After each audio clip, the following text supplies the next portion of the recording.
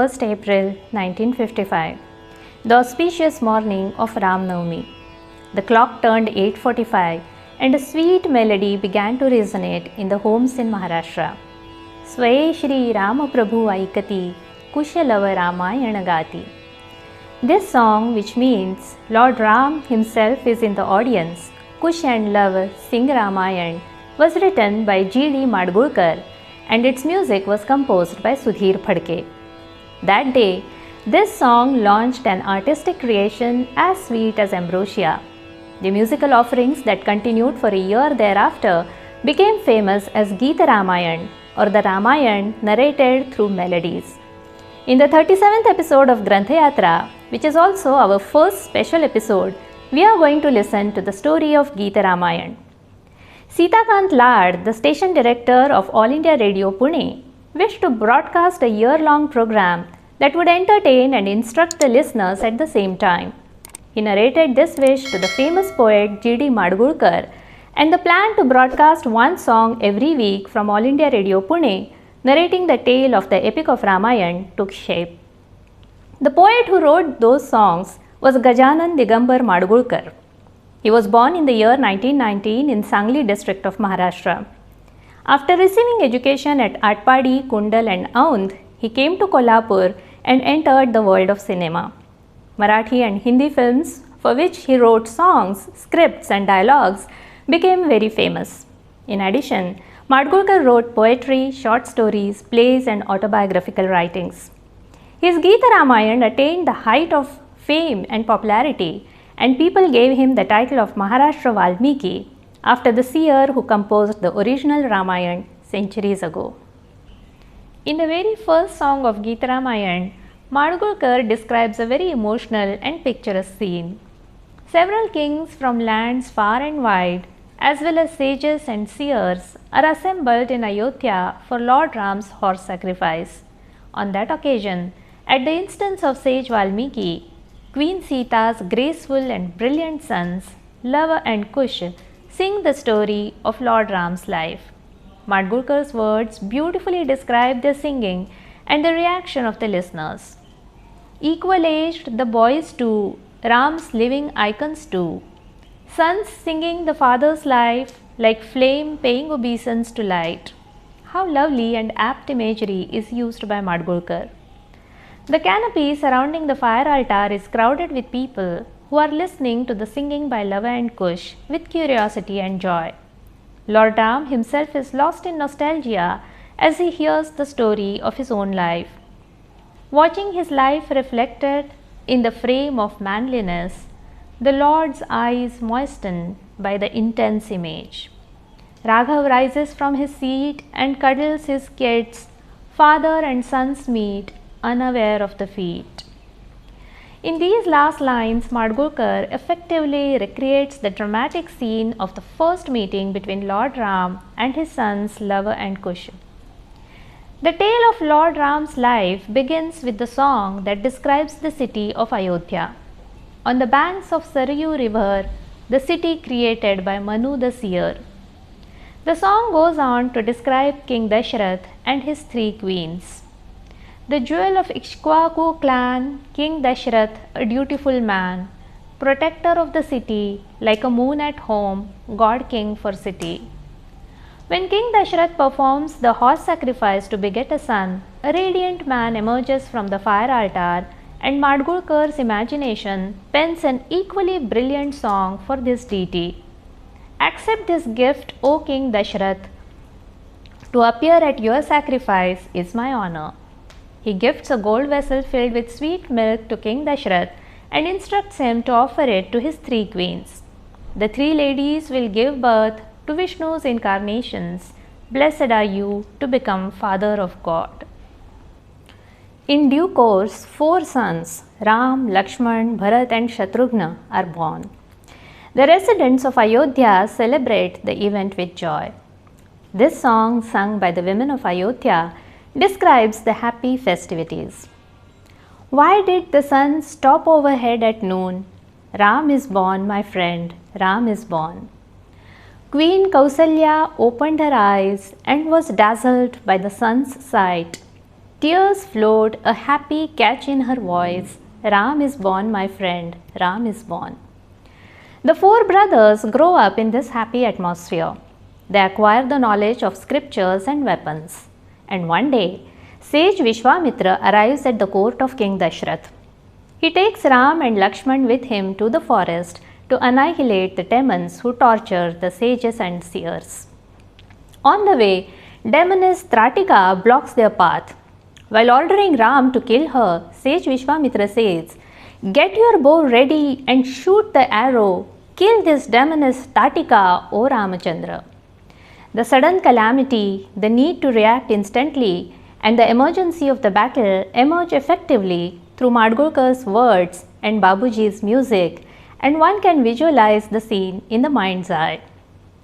When King Janak of Mithila invites the sages and the seers for a fire sacrifice, they insist that Ram and Lakshman should accompany them to Mithila, and the princess oblige. At King Janak's court, Ram lifts Lord Shiva's bow.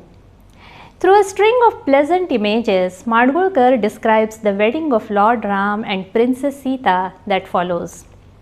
With folded hands, said the king to sage Vishwamitra, "I offer the hand of daughter to the son of Dashrath." A content Maithili closed her eyes in happiness.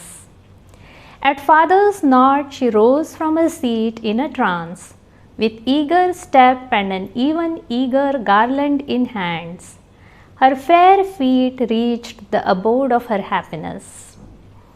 As the light of dawn fills the blue sky all around, Ram's mind was enveloped with her anklets' sound. Reality and illusion were thus united again. That's how the wedding occurred. Oh, that's how the wedding occurred.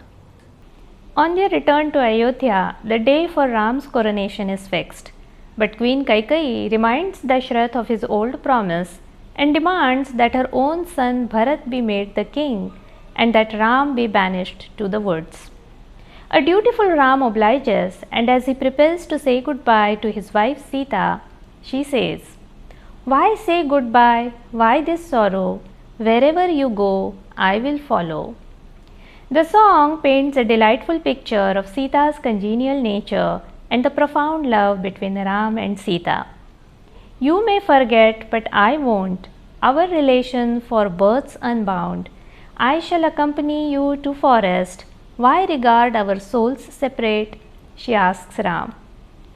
The anguish of the residents of Ayodhya, as expressed through the song "Stop the Chariot, O Sumanta," and the joy of the forest dwellers, as expressed through the song "Hail Ganga, Hail Bhagirathi, Hail Ram Dashrathi," can be enjoyed through many wonderful lines. When Bharat returns from the town of his grandparents and learns of all that has transpired, his rage and sorrow are expressed through the song "Not a Mother, You Are My Enemy," addressed to Kaikeyi. He then proceeds to the forest to meet Ram, Lakshman and Sita. The song where Ram consoles him is an excellent example of poetry of the highest nature.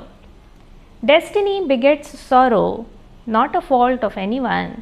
Helpless is the son of humans. Two logs meet in the ocean's water, a wave separates, and they never meet later. Momentary is the coming together of lives, helpless is the son of humans. Such philosophical songs reveal the deep impressions of saint poetry on Madgulkar's mind. He writes the lighter emotional songs with equal proficiency. He skillfully portrays Sita's loving request to Ram on spotting the golden deer. "I happened to spot when plucking the flowers, O Lord of Ayodhya, please get me that golden deer." When Ravan approaches Sita in the absence of Ram and Lakshman, she realizes his fraud and criticizes him. But Ravan abducts her by force. When Ram and Lakshman return to the deserted ashram, Madgulkar deftly describes the poignant scene where Ram searches for Sita. "Is it again a time of disaster? O Sita, O Maithili, can you not hear my call? Come, let's sit here on the boulder." When after spotting the signs of a scuffle, he is certain that some wicked person has abducted Sita, The same Ram declares, "Whether an angel or a demon, I can't wait to slay the felon. I'll shake the three worlds with my vigor." Later, Ram befriends Sugriv, slays the immoral Vali, and Hanuman leaps over the ocean and reaches Lanka in search of Sita. When he spots her at the Ashok garden, he shows her Ram's ring as a sign. A relieved Sita inquires about Ram's condition and asks if Ram is eager to come and rescue her or whether he has forgotten her. Under distress, is he tempted? Does his love for Sita wane? When will he rescue this Vaidehi? Ravan's soldiers capture Hanuman and, unaware of his powers, they torch his tail. In retaliation, Hanuman burns down large parts of Lanka, and the following song provides a description of the burning town. Rows of houses were turned to cinders, castles collapsed into ash showers. The town was lit like a pyre, and the demons wailed. The two forces prepare for the war, and the army of the apes arrives on the seashore. The song that describes the construction of the bridge is so robust that the listeners feel the urge to get up and participate in the action. Gibber, gibber and beat the drums, victory to Raghav and fall of the demons. Maithili would be free, no doubt, no doubt. The bridge, a beacon of light, heave the stones with delight. Shri Ram's forces cross the sea and arrive at Lanka. Just then Sugriv spots Ravan standing on the palace balcony, and in a fit of rage he leaps to the palace and engages Ravan in fisticuffs. When he returns, Ram admonishes him for this impulsive behavior. "This audacity, O Sugriv, not right for a king like you." The war begins, and describing the tumultuous scenes, Madgulkar writes, "Bodies toppled over bodies, demon, fiend or ape know not. Valor more fierce than death, body parts flying for miles." A fierce battle ensues between Ram and Ravan. But even when Ram beheads Ravan 100 times, he is still alive. And worried Ram says, "Why do my arrows go waste, my virtue drained or my strength wanes?" And then, on the advice of Matali, Ram deploys a special arrow and kills Ravan. The moment for which Sita had been waiting impatiently arrives. But when she comes before Ram, he says without feelings, "I performed my duty, dear. You are free to go anywhere. Do not ask for my consent. That bond is now over." However, when Sita performs the test by the fire, Ram confesses, "It is Ram who resides in Janaki's heart, and Janaki rules Raghav's heart.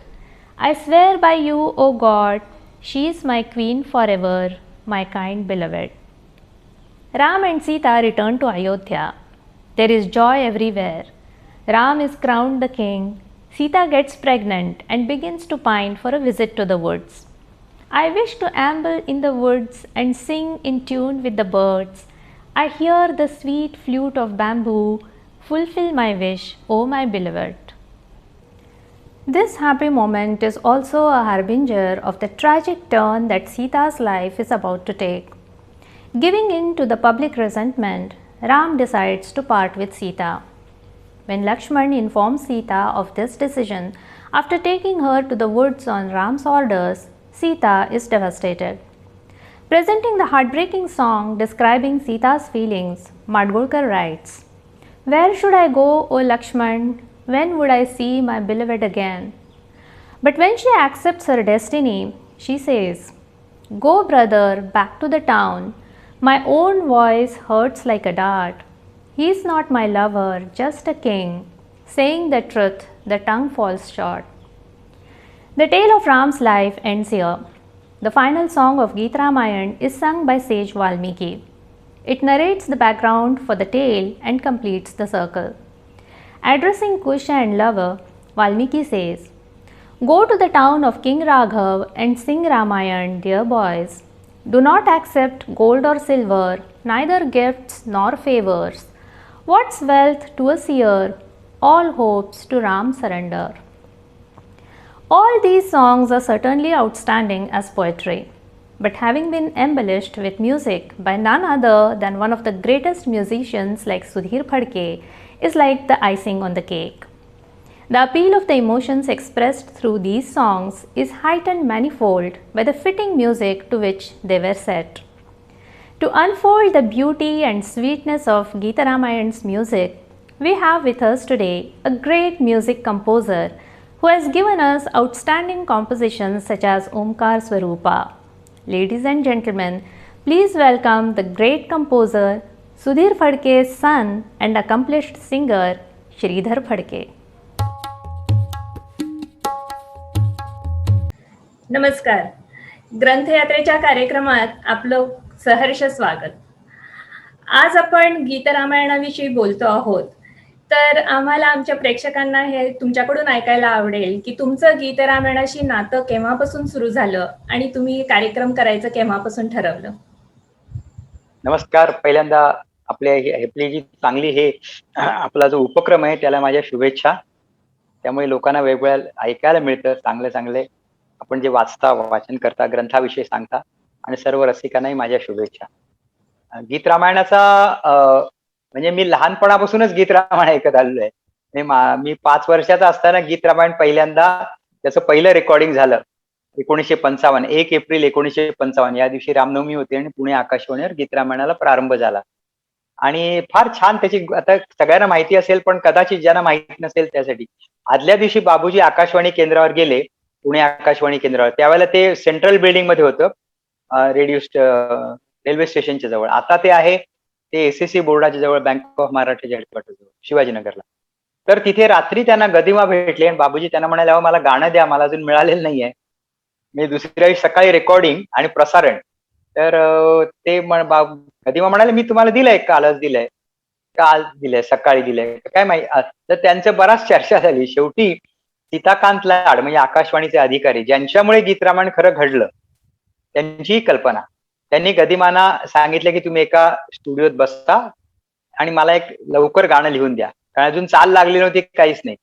आणि आता गीत रामायण घडवणारी जी व्यक्ती आहे म्हणजे ज्यांच्यामुळे झालंय त्यांचं नाव सीताकांत. म्हणजे ते किती बघा योग्य आहे गीत रामायणाला, रामायणालाच ते योग्य आहे.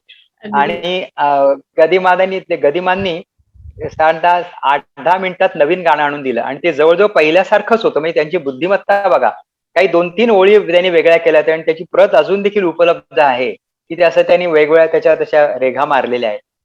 आणि मग बाबूजीने त्याला चाल लावली आणि अशा दृष्टीने ते पहिलं गाणं सकाळी रेकॉर्डिंग झालं. आणि त्यावेळेला काय झालं होतं की त्यांना असं वाटलं की पहिलं गाणं निवेदक सांगतोय की स्वय श्री राम प्रभू ऐकती कुशल व रामायण गात.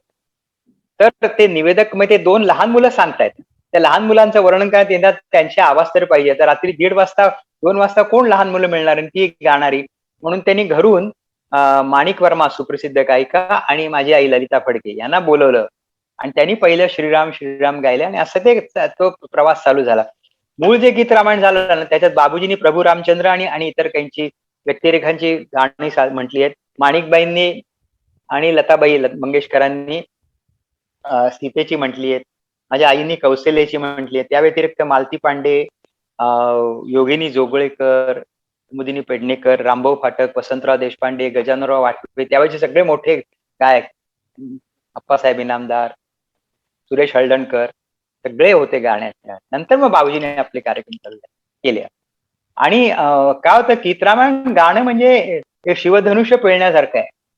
अत्यंत सुंदर शब्द, म्हणजे सुंदरतेपेक्षा आणखी काय वेगळं सुंदर असेल ते, आणि अत्यंत योग्य ते वर्णन बरोबर करणारं. म्हणजे काय, गदिमा आणि बाबूजी हे दोघेही प्रतिभावान कलाकार आहेत आणि दोघांचं अद्वैत आहे असं म्हणायला हरकत नाही. मला वाटतं तुम्हालाही पटेल की जशी शब्द आले तसंच त्याला गाणं, त्याला चाल लागली गेली. आणि इतके सुंदर सोप्या भाषेत त्यांनी लिहिलंय. आणि सोपं लिहिणं मला असं वाटतं की सगळ्यात कठीण असतं. जसं आपण बोलतो ना, स्वय श्री राम प्रभू ऐकती कुशल व रामायण गाती, हे इतकं सोपं लिहिणं त्याला बुद्धिमत्ताच लागते. बुद्धिमत्ता, विद्वत्ता आणि प्रतिभा. आणि लहानपणापासून कानावर पडत गेलो होतो, परंतु मला कधीही मी काय गाणं शिकलो नाहीये कधी. क्लासिकल नाही शिकलो. पण संस्कार बाबूजींचे आणि माझ्या आईचे माझ्यावर झाल्यामुळे गाण्याची आवड नंतर निर्माण झाली आणि 2005 मध्ये मी गीत रामायण गायचा म्हणजे विचार केला आणि त्याच्या आधी माझ्या आईला 2002 मध्ये बाबूजी त्यांचं निधन झालं होतं. 29 जुलैला. आता त्यांचं ह्या महिन्यात स्मृतिदिन आहे आणि 25 जुलैला त्यांचा जन्मदिन आहे. तर आईला माझ्या विचारलं, की मी गाऊ का? तर आई म्हणाली, "मला म्हणून दाखव सगळी." मग प्रत्येक जे गाणं म्हणायचं ठरवलं होतं, आधी मी पूर्ण गाणी लिहून काढली, त्याचं नोटेशन केलं आणि जे म्हणायचं होतं ते म्हणून दाखवलं. मग आईने काही सूचना केल्या आणि मग त्याप्रमाणे ते हळू-हळू तो प्रवास चालू झाला. कारण 2004 मध्ये मी बाबूजींची गाणी हा कार्यक्रम चालू केला म्हणजे अजूनही म्हणतो आणि माझा एक फिटे फिटे अंधाराचे जाळे हा कार्यक्रम. तर त्यावेळेला 2005 पासून आता 2005 ते 2008 मध्ये फार थोडेसे कार्यक्रम मी केले आणि आवड म्हणून केले. पण 2009 पासून ते 2021 आता 20 आणि 21 काहीच झालेले नाहीत कार्यक्रम. पण 19 पर्यंत जवळजवळ माझे 200 ते 250च्या जवळपास कार्यक्रम झालेले आहेत. त्या तुमच्या कार्यक्रमांमुळे आमच्या पिढीला एक जो लाईव्ह अनुभव असतो ती गाणी ऐकायचा गायकाच्या समोर बसून, तो अगदी तसाच्या तसा हुबेहूब मिळत आलेला आहे. पण मी हे पण नाही हो, असं पाहिलेलं नका आहे. म्हणू, कारण बाबूजींचं गाणं जे आहे ते अद्वितीय आहे, त्याला तोड नाही. मी कुठेच नाही त्यांच्या पुढे. कारण मी जेव्हा गात असतो ना, त्यांचं गाणं मी गीत रामायणातलं असो, चित्रपटातलं असो, भक्तिगीत असो, भावगीत असो, माझ्या मनाच्या एका कप्प्यात ते गात असतात. त्यांचं गाणं मला सतत ऐकू येत असतं. त्यामुळे मला कळत असतं की आपली कुठे चूक झाली आहे. त्यामुळे माझा जसा अभ्यासही होत असतो. परंतु आम्ही हे पाहिलंय की तुम्ही जे गीत रामायणाचे कार्यक्रम करता त्याची खूप अगदी शुचिता पाळता. म्हणजे इतर कार्यक्रम करत असताना तुमचे बाबूजींची गाणी किंवा इतर कार्यक्रम करत असताना जर कोणी तुम्हाला फरमाईश केली एखाद्या गीत रामायणाच्या गीताची, तर तुम्ही ते गात नाही आणि तुम्ही उलट सांगता की मी त्याचा वेगळा कार्यक्रम करेन. आणि जेव्हा तो कार्यक्रम होतो तेव्हा अगदी रामरसात श्रोते न्हाऊन निघाल्यासारखं होतं. तर ह्या मागची तुमची भूमिका काय आहे? एक म्हणजे हा पहिला नियम बाबूजींचा आहे, की त्यांनी गीत रामायण म्हणजे केवळ गीत रामायण, त्यावेळेला इतर कुठली गाणी नाही आणि इतर कार्यक्रमात गीत रामायणातलं गाणं नाही.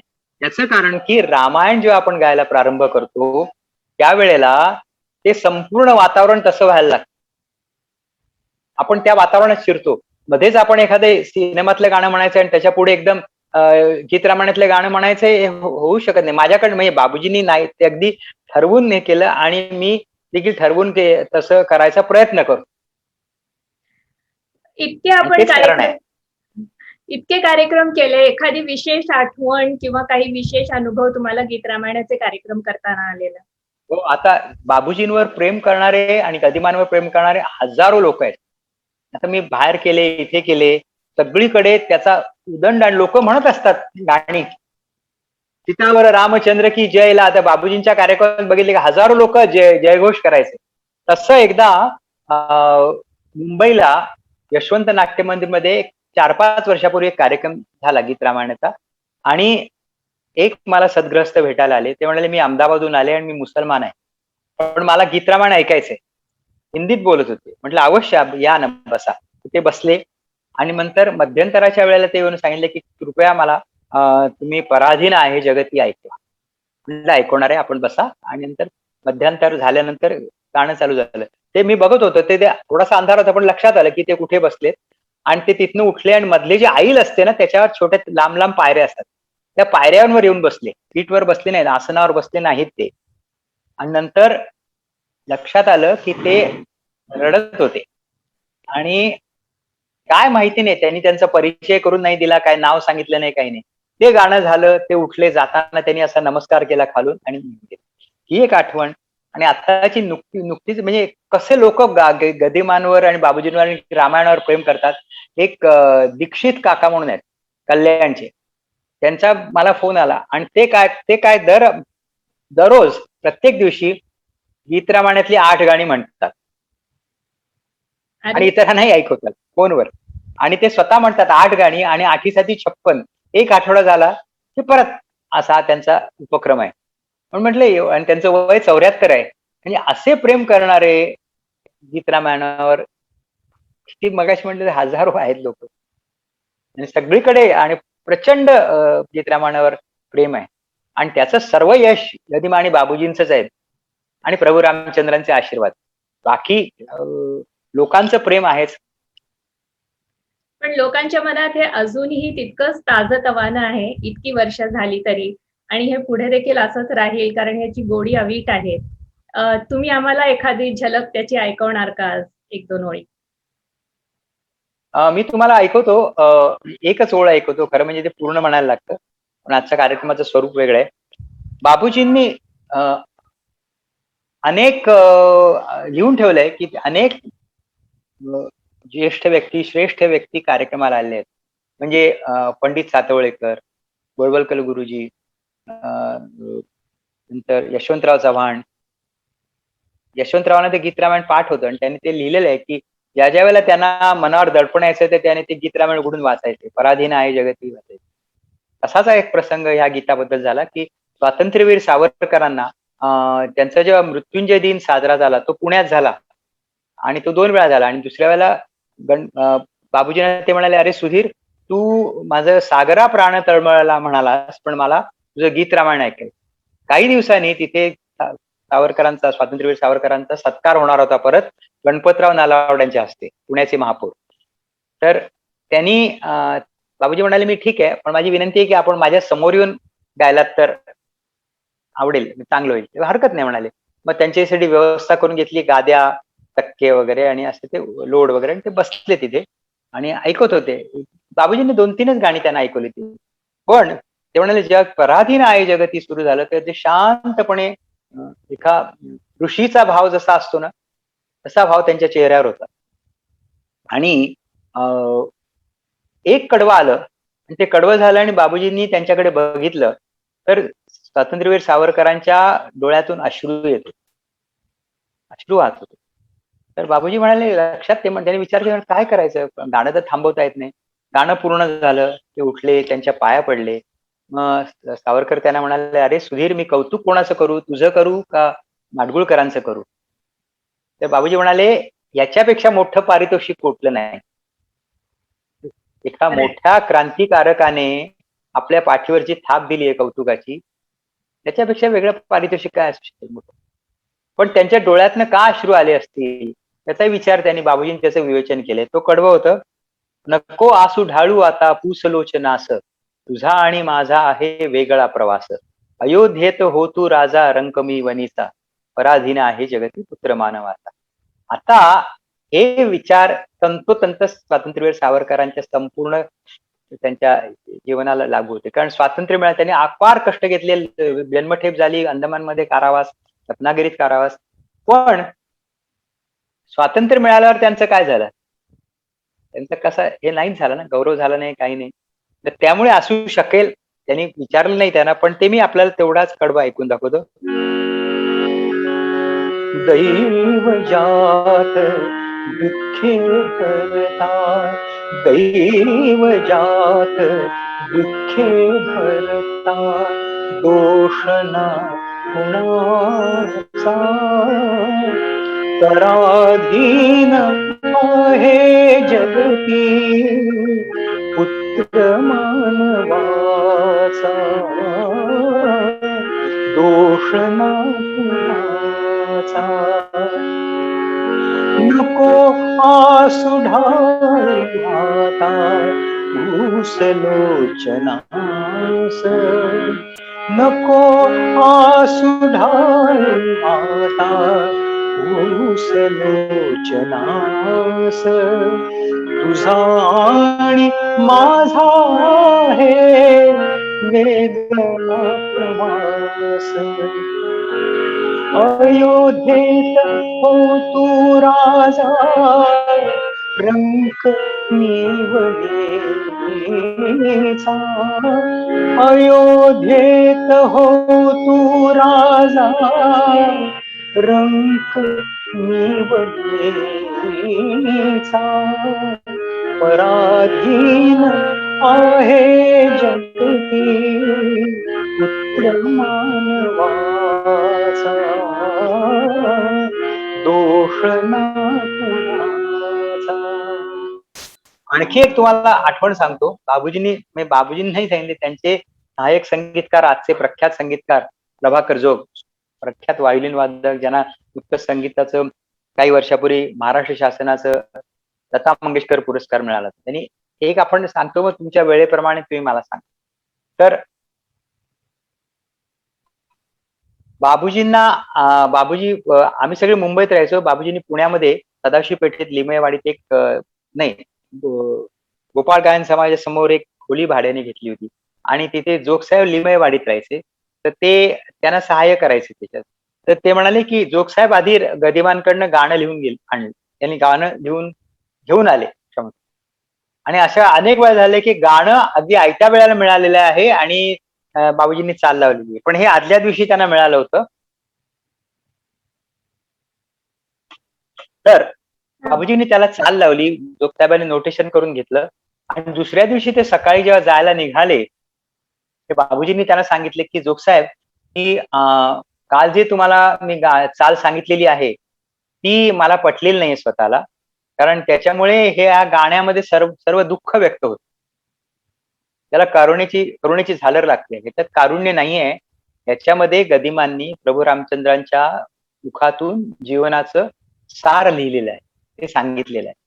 त्यामुळे मला आता सकाळी लवकर पहाटे आता रिक्षात मला चाल सुचलेली आहे. लक्षात घ्या, रिक्षात चाल सुचली आहे आणि आता गेल्यावर बघूया काय होतं ते.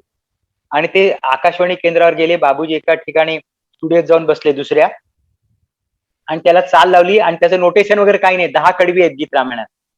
जोगसाहेब म्हणाले फडकेसाहेब आले. ते फडकेसाहेब म्हणतात, फडकेसाहेब आले, माईक समोर उभे राहिले, कारण त्याला लाल दिवा लागला होता तो. आता म्हणजे आता गाणं रेकॉर्डिंग नाही, कारण प्रसारणच त्याचं ब्रॉडकास्ट. तर मग ते म्हणाले की प्रत्येक कडवं त्यांनी इतकं जसं मनात चाल आहे तसंच ऐकलं, तसंच गायलं आणि मग ते झाल्यानंतर, प्रसारण झाल्यानंतर त्याचं रेकॉर्ड करून घेतलं.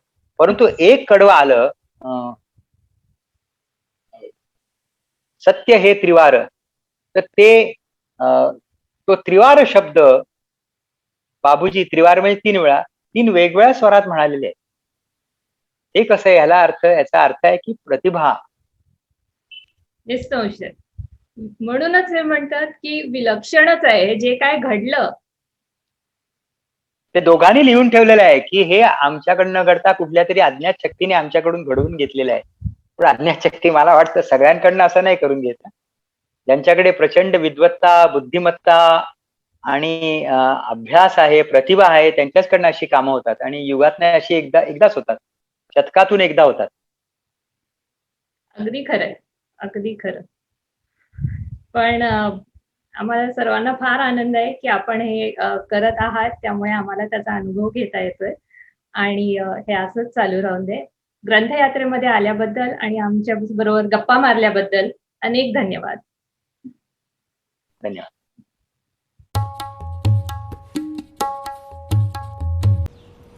I'm sure you will enjoy reading, listening to, and even singing the songs of Geet Ramayan that please with their literary and musical qualities. This episode, dedicated to Geet Ramayan, that is hugely popular in Maharashtra and which has been translated into 9 languages, ends here. Next week, we shall meet to get close to the nature through a unique book. Until then, keep reading.